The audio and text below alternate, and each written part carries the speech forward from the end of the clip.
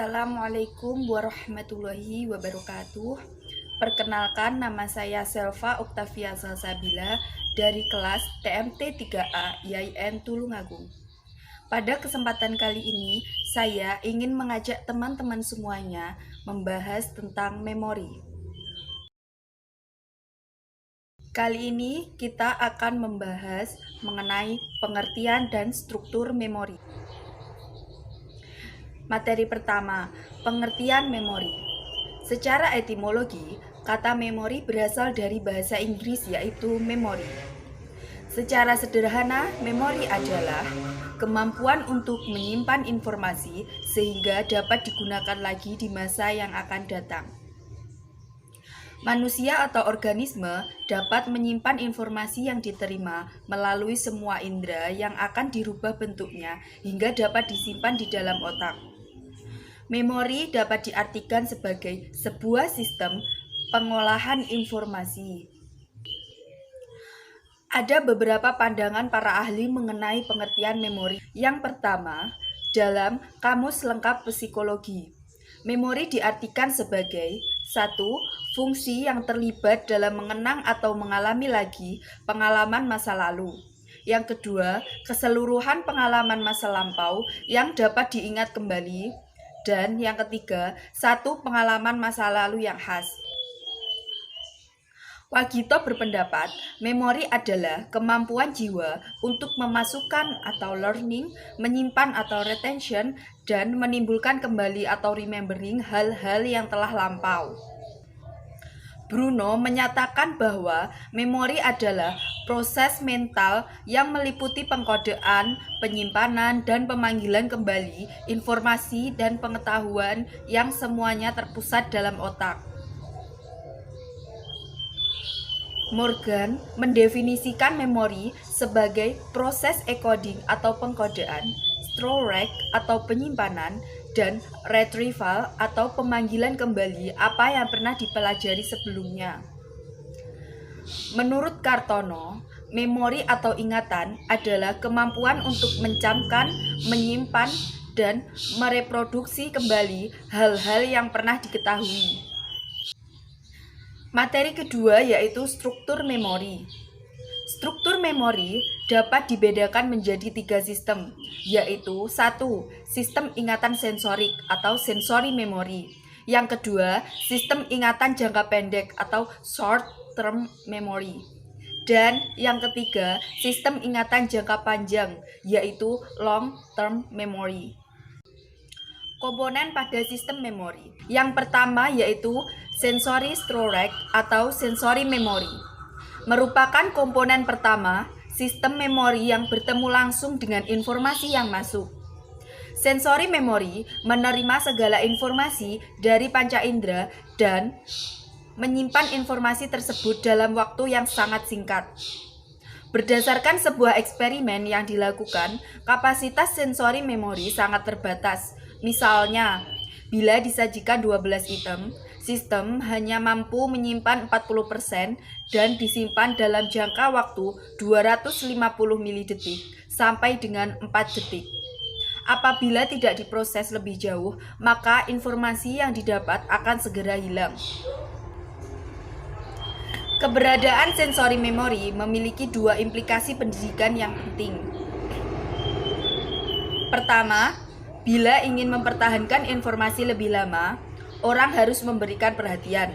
Perhatian adalah upaya mental berupa konsentrasi pada peristiwa-peristiwa sensori atau mental.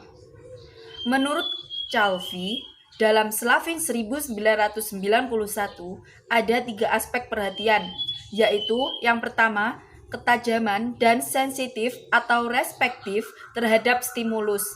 Yang kedua, kemampuan memblok sebagian stimulus dan sensitif terhadap stimulus lain dan berkonsentrasi.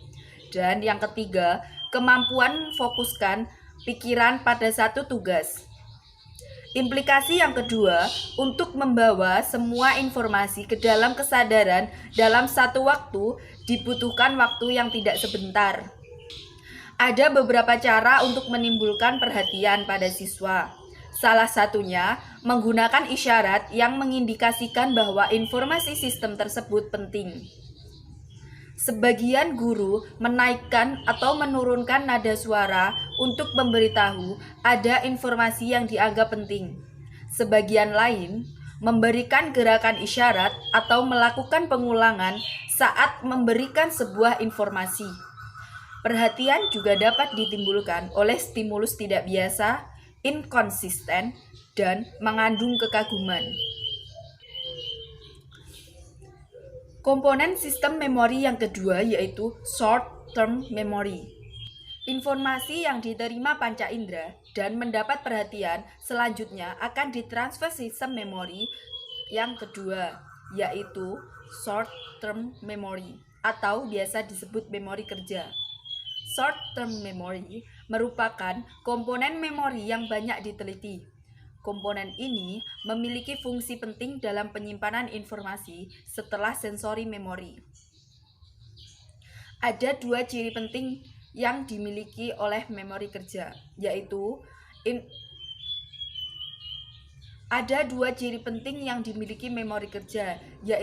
A. Menyaring informasi yang masuk, dan B. Kapasitas dan durasinya yang terbatas karena tanpa rehearsal.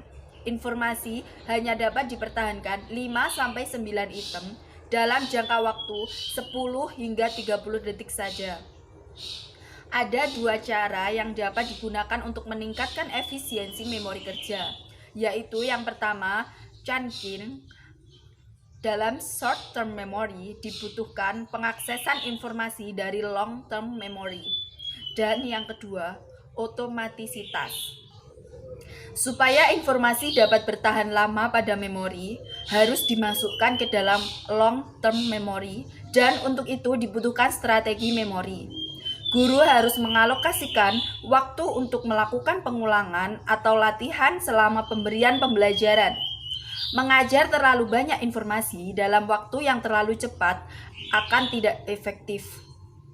Dalam kasus ini, guru dapat berhenti sejenak untuk menanyakan hal yang belum jelas dan dapat ditanyakan. Dengan demikian, berarti guru memberi kesempatan pada siswa untuk berpikir dan mengulangi apa yang dipelajari. Hal ini dapat membantu proses informasi di short-term memory, terutama untuk informasi yang masih baru. Komponen sistem memori yang terakhir yaitu long-term memory. Long-term memory atau disebut juga dengan memori permanen merupakan bagian dari sistem memori yang dapat menyimpan informasi dalam masa yang sangat lama. Terdapat dua asumsi mengenai kapasitas long-term memory. Yang pertama, kapasitas long-term memory adalah tidak terbatas. Yang kedua, informasi mengenai objek disimpan dengan cara terpisah-pisah. Misalnya, informasi seperti nama objek, bentuk objek, dan sebagainya, semua disimpan pada tempat yang terpisah-pisah dalam long-term memory. Bentuk informasi yang disimpan dalam long-term memory ini tergantung pada beberapa faktor, meliputi sumber informasi, pengetahuan individu sebelumnya, dan jaringan struktural yang telah tersusun. Berikut ini gambaran singkat mengenai sistem struktur memori. Memori sensori mencatat informasi yang masuk melalui panca indera. Apabila informasi tidak diperhatikan, akan langsung terlupakan. Namun, bila diperhatikan, informasi tersebut akan ditransfer ke sistem ingatan jangka pendek. Sistem ingatan jangka pendek akan menyimpan informasi selama 30 detik. Setelah berada di sistem memori jangka pendek, informasi tersebut dapat ditransfer lagi dengan pengulangan ke sistem ingatan jangka panjang untuk disimpan. Namun, informasi tersebut juga bisa hilang atau terlupakan karena tergantikan oleh informasi yang baru. Setelah berada pada sistem memori jangka panjang, informasi dapat diperoleh kembali melalui strategi tertentu. Mungkin cukup sekian yang bisa saya sampaikan. Ada kurang lebihnya saya mohon maaf. Wabillahi taufiq wal hidayah. Wassalamualaikum warahmatullahi wabarakatuh. Assalamualaikum warahmatullahi wabarakatuh. Perkenalkan, nama saya Lutfia Rismanul. Pada kesempatan kali ini, saya akan menjelaskan mengenai jenis-jenis memori dan juga faktor-faktor yang mempengaruhi memori. Kalau begitu, langsung saja kita ke materi yang pertama. Materi yang pertama yaitu jenis-jenis memori. Memori dibagi menjadi 3, yaitu episodik memori, semantik memori, dan juga prosedural memori. Apa saja sih pengertian dari ketiga jenis memori ini? Yang pertama, yaitu episodik memori. Episodik memori atau memori episodik adalah memori tentang pengalaman personal, sebuah gambaran mental tentang hal-hal yang kita lihat dan kita dengar. Memori episodik merupakan memori yang menerima dan menyimpan peristiwa-peristiwa yang terjadi atau dialami individu pada waktu dan tempat tertentu, yang berfungsi sebagai referensi autobiografi. Apa yang terjadi pada kita kemarin, kemana kita pergi, dan sebagainya tersimpan di dalam episodik memori. Jenis memori yang kedua yaitu semantik memori atau memori semantik. Semantik memori berisi fakta-fakta dan informasi umum tentang apa yang kita ketahui, baik itu konsep, prinsip, atau aturan-aturan dan bagaimana cara menggunakannya, serta keterampilan problem solving dan strategi belajar yang kita gunakan. Menurut Reber, dalam memori semantik, informasi yang telah kita terima ditransformasikan dan diberi kode arti, lalu disimpan atas dasar arti itu. Jadi, informasi yang kita terima tidak dalam bentuk aslinya, tetapi dalam kode yang memiliki arti. Jenis memori yang ketiga yaitu prosedural memori atau memori prosedural. Prosedural memori menunjukkan pada knowing how. Kemampuan mengendarai kendaraan bermotor atau bersepeda adalah contoh keterampilan yang disimpan dalam prosedural memori. Yang selanjutnya yaitu faktor-faktor yang mempengaruhi memori. Banyak sekali faktor-faktor yang mempengaruhi memori. Di antaranya yaitu kondisi fisik kita. Ketika kita merasa kelelahan, kurang tidur, atau bahkan sakit, maka kemampuan otak kita dalam mengingat akan mengalami kemunduran karena gangguan fisik tersebut. Ada beberapa hal yang mempengaruhi memori, antara lain usia, gender, nutrisi, dan juga penyakit-penyakit neurologis. Yang pertama yaitu usia. Ketika kita muda, maka kita akan dengan mudah mengingat segala sesuatu. Namun, ketika usia kita bertambah, kita akan sedikit kesulitan dalam mengingat sesuatu. Terutama lansia, mereka akan mengalami kesulitan jika disuruh untuk mengingat dan mempelajari sesuatu. Karena pada usia mereka biasanya akan muncul gejala pikun. Yang selanjutnya yaitu gender. Perempuan memiliki daya ingat yang lebih baik daripada laki-laki. Salah satu alasannya yaitu faktor biologis.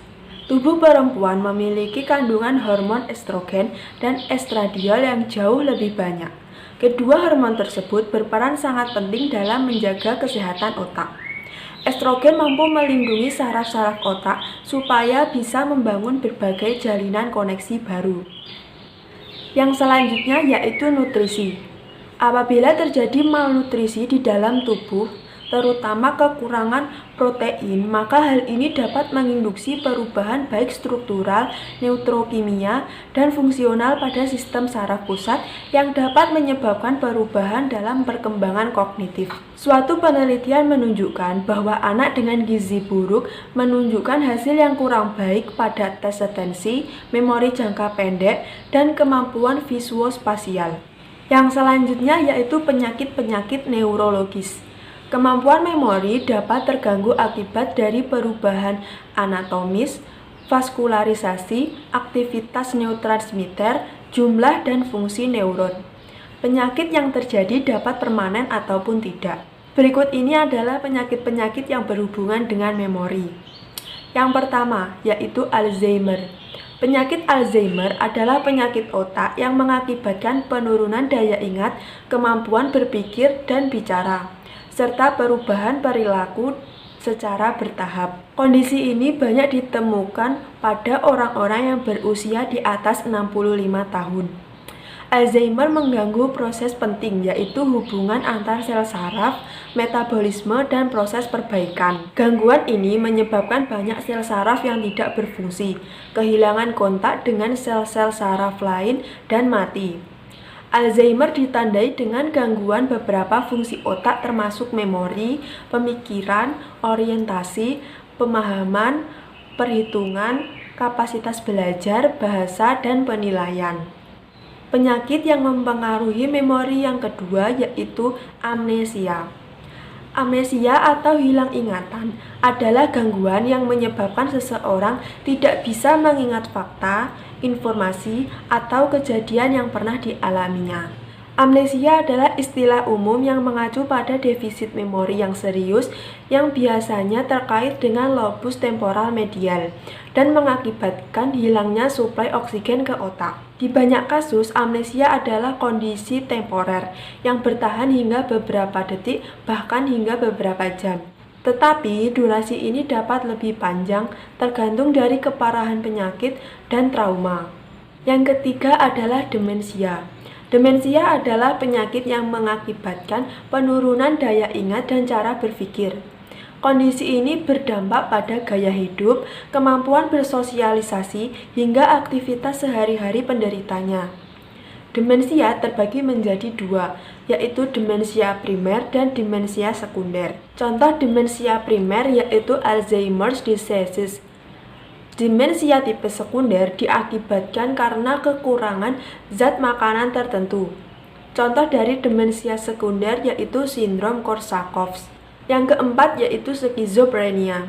Skizofrenia menyerang daya ingat episodik, semantik, dan prosedural. Penderita akan mengalami kesusahan pada pengkodean, penyimpanan, dan recalling kata-kata. Yang kelima yaitu OCD, Obsessive Compulsive Disorder. OCD adalah gangguan mental yang merupakan hasil dari ketidakseimbangan daya ingat jangka panjang dan jangka pendek. Penderita terbukti mengalami defisit pada daya ingat nonverbal, visual, atau spasial. OCD berhubungan dengan abnormalitas pada neurotransmitter serotonin dan miskomunikasi antara bagian yang berbeda pada otak. Sekian materi yang bisa saya sampaikan. Jika ada kurang lebihnya saya mohon maaf. Wassalamualaikum warahmatullahi wabarakatuh. Assalamualaikum warahmatullahi wabarakatuh. Nama saya Pulut Produktun Nasikah. Di sini saya akan menjelaskan tentang lupa dan juga strategi memori. Yang pertama yaitu lupa. Apa sih lupa itu? Lupa adalah hilangnya kemampuan mengingat atau memunculkan kembali apa-apa yang telah kita pelajari sebelumnya. Lupa bukan berarti apa yang telah kita pelajari itu akan hilang, hanya saja informasi yang telah kita pelajari itu sulit untuk ditimbulkan kembali. Berkaitan dengan faktor-faktor penyebab lupa, terdapat 3 teori. Yang pertama yaitu teori Decay. Menurut teori ini, penyebab lupa yaitu jika informasi yang telah tersimpan di long term memory itu tidak dilakukan pengulangan dalam jangka waktu yang panjang, maka akan terjadi kelupaan. Long term memory itu tempat penyimpanan memori yang paling bertahan lama. Yang kedua, teori interferensi. Menurut teori ini, penyebab lupa yaitu berkembangnya hubungan interferensi antara informasi yang lama, informasi yang telah tersimpan dalam memori, dengan informasi yang baru dipelajari. Gangguan ini ada 2, yaitu gangguan proaktif dan juga gangguan retroaktif. Apa sih gangguan proaktif dan retroaktif itu?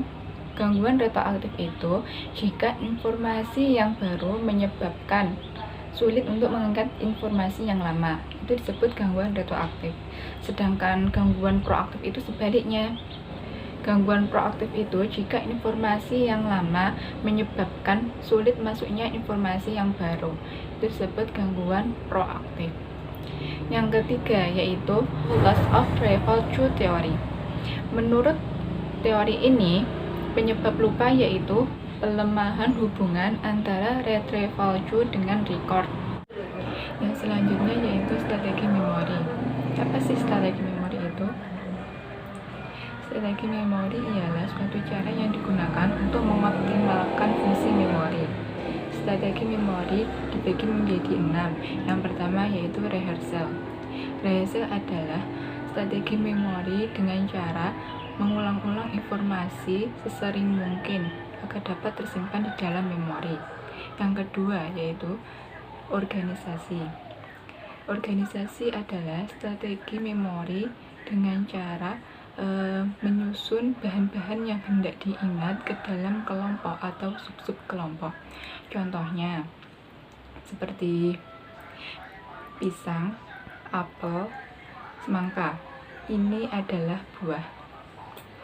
Yang ketiga yaitu elaborasi semantik. Elaborasi semantik adalah strategi memori untuk menciptakan makna apapun tentang bahan yang hendak diingat. Jika kita mempelajari tentang memori anak terhadap kalimat dan paragraf, mereka itu mengingat apa yang kita ucapkan kepada mereka dan juga mereka menyimpulkan dari suatu pernyataan. Nah, ini disebut elaborasi semantik. Yang keempat yaitu bayangan mental. Bayangan mental adalah strategi memori dengan cara membentuk bayangan terhadap hal yang ingin diingat. Yang kelima yaitu retrieval. Retrieval atau bisa disebut dengan pemunculan kembali adalah proses pengangkatan atau pengeluaran informasi dari penyimpanan. Contohnya seperti guru sebelum memberikan materi baru, guru akan memberikan pertanyaan tentang materi kemarin. Apakah si siswa ini masih ingat atau tidak? Lalu, strategi yang keenam yaitu script. Memori tentang peristiwa-peristiwa rutin dapat diorganisasi ke dalam bentuk skrip tanpa harus disimpan secara terpisah-pisah. Selain 6 strategi tadi, ada strategi lain yang terbukti cukup berhasil untuk meningkatkan dan juga memunculkan kembali informasi dari dalam memori yang disebut dengan teknik mnemonik. Ada 4 teknik mnemonik yang sering digunakan. Yang pertama yaitu metode lokasi. Metode lokasi adalah teknik mnemonik dengan cara menggunakan tempat-tempat khusus yang pertama sebagai penempatan kata dan istilah yang hendak diingat. Contohnya seperti ketika hendak mengingat nama presiden pertama Amerika Serikat, yaitu nama presidennya George, maka dapat menggunakan nama ibu kota negara tersebut sehingga menjadi George Washington. Yang kedua yaitu sistem cantol. Sistem cantol adalah teknik mnemonik dengan menggunakan kata-kata yang sebelumnya sudah dikuasai sebagai cantolan bagi informasi yang hendak diingat. Contohnya, 1 adalah sepatu, 2 adalah kuda, 3 adalah segitiga. Untuk menghafal urutan nama-nama nabi dapat menggunakan ini: sepatu, kuda, dan segitiga. Lalu dibentuk menjadi kalimat. Nabi pertama kan Nabi Adam. Misalnya kalimatnya Nabi Adam turun ke bumi menggunakan sepatu kaca. Lalu yang kedua Nabi Idris. Nabi Idris menunggangi kuda dengan gagah. Lalu yang ketiga Nabi Nuh.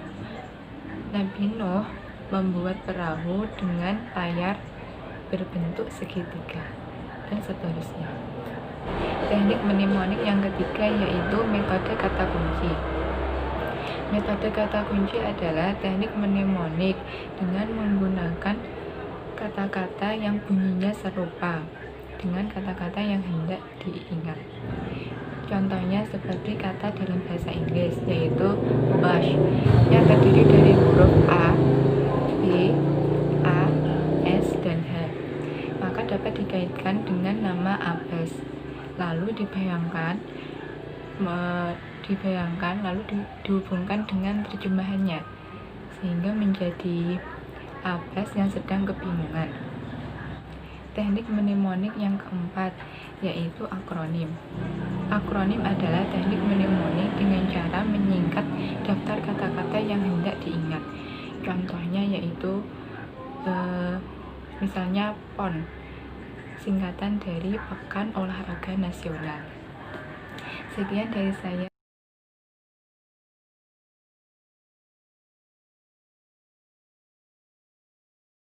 Assalamualaikum warahmatullahi wabarakatuh.